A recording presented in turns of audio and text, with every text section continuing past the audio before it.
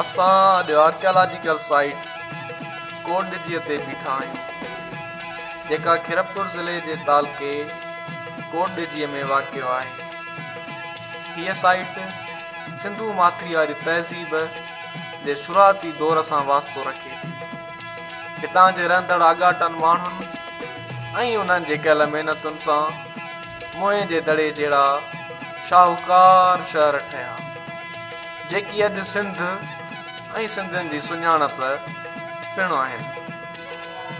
कोटडिजी site मां असांखे हीउ जेको आर्कियोलॉजिकल मटीरियल, जेके असीं आर्टिफैक्ट्स चवंदा आहियूं, हीअ जेके मथासिरे ते पियल नज़र अची रहिया आहिनि, जंहिंमें घणो मिक़दार त मिटीअ मां ठहियल शयुनि जो आहे।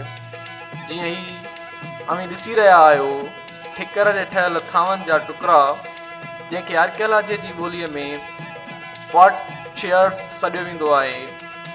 उन पॉटरी जा मुख़्तलिफ़ क़िस्म थींदा आहिनि, जहिड़ो क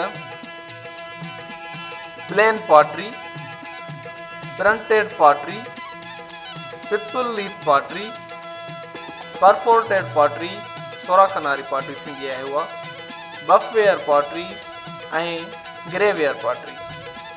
इन्हनि मां कुझु असांखे हिते पिणु नज़र अची रहियूं आहिनि। उन खां अलावा असांखे हिते चूड़ियूं, जंहिंखे इंग्लिश में बैंगल्स, उहे टेराकोटा बैंगल्स सॾिबियूं आहिनि, जेके ठिकर जूं ठहियल थींदियूं आहिनि। जीअं मुंहनि जे दड़े मां जेका मूर्ति मिली संभार आहे, उनखे ॿाहुनि ते मां ॾिठो हूंदो त चूड़ियूं पातल हूंदियूं आहिनि। अहिड़े क़िस्म जूं चूड़ियूं पिणु हिते नज़र अची रहियूं आहिनि। तंहिंखां अलावा हिते मिटीअ मां ठहियल केक नज़र अची रहिया आहिनि, जेकी तंहिं दौर जा माण्हू पखियुनि जे शिकार लाइ कतबु आणींदा हुआ। ऐं हिते पथर मां ठहियल ब्लेड पिणु नज़र अची रहिया आहिनि, जेकी आम तौर पहाड़नि ते मिलंदा आहिनि। ही ब्लेड ॾाढ़ी लाहिण, नह कटण ऐं ॿियनि नंढनि वॾनि वट टुक जे अमलनि लाइ इस्तेमालु थींदा हुआ। ऐं हिते पथर जा छिल्का, जिन खे आर्कियोलॉजीअ जी ॿोलीअ में फ्लैक्स चइबो आहे, जेकी पथरनि जे चॉपिंग मां ठहंदा आहिनि, जिन मां पोइ मुख़्तलिफ़ पथरनि खे खणण यानी स्क्रैप करण जो कमु कयो वेंदो आहे।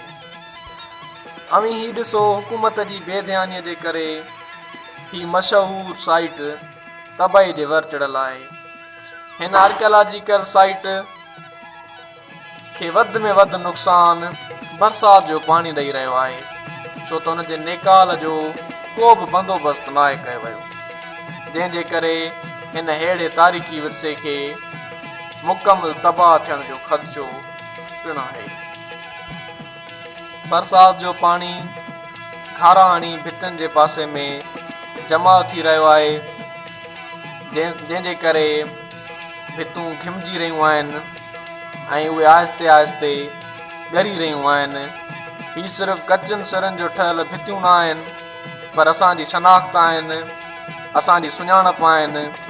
आर्कियोलॉजी डिपार्टमेंट जी ज़िमेवारी आहे त उहे पंहिंजे क़दीमी आसारनि जी मालिकी करे इन्हनि सां दरपेश ईंदड़ मसइलनि खां बचाइनि। असां आर्कियोलॉजी जे स्टूडेंट्स हिन साइट खां शुरूआति कई आहे ऐं असीं पाण सां इहो वचन करे छॾियो आहे त हिन क़िस्म जे तारीख़ी माॻनि खे बचाइण लाइ पंहिंजूं भरपूर कोशिशूं वठंदासीं ऐं उन लाइ काफ़ी महिनत कंदासीं। हीअ साइट हुकूमत जे ध्यान जी मुंतज़िर आहे। हाणे ॾिसणो ई आहे त हीअ हुकूमत कॾहिं थी आर्कियोलॉजी जे माहिरनि खे हिन आर्कियोलॉजीअ जी साइट ते घुराए ऐं हिन विरसे खे बचाइण लाइ उन्हनि माहिरनि जूं ख़िदमतूं हासिलु करे। ऐं इहो अमल सिंधू माथिरीअ जी बचाव लाइ, सिंधू माथिरीअ जी बका लाइ खणंदड़ पहिरीं विख साबित थींदी। क़दीम आसारनि खे बचाइण लाइ असांखे उन्हनि ते वञिणो पवंदो ऐं उन आसारनि जे बाबति ॼाण हासिलु करणी पवंदी। उन खां अलावा असां वटि को ॿियो ज़रियो न आहे। हीउ हिकु एमरजेंसीअ जहिड़ो अमल आहे जंहिंखे असां एमरजेंसीअ जे बुनियादनि ते पंहिंजी तारीख़ी ऐं सकाफ़ती विरसे खे साइंटिफिक मेथड तक बचायूं। इदारा ठाहिया ई इन लाइ वेंदा आहिनि त जीअं उहे इन्हनि खे बचाइनि। हिन अहसास विचां इहो बचाइणु घुरिजे त तारीख़ जेका पंहिंजे ईंदड़ नसुलनि ॾांहुं एज़ इट इज़ मुंतक़िल नथा कयो त ख़ुदि तव्हां पाण हमज़ा रसूल तोप वांगुरु पंहिंजी तारीख़ खे पाण तबाह पिया करियो। तव्हां हुन वण जी टारीअ ते वेठल आहियो जंहिंखे तव्हां पाण कटे रहिया आहियो, जंहिं तां तव्हां पाण किरी फना थी वेंदव। सो ख़ुदारा हिन आर्कियोलॉजिकल मागनि जी सार लहो हीअ अवां जे ध्यान जूं मुंतज़िर आहिनि। ईअं न थिए जो सुभाणे पोयां नसुल असांखे मयारूं ॾियनि त असां पंहिंजी तारीख़ ऐं पंहिंजी शनाख़्त खे बचाइण लाइ के बि पाउ न वरिता।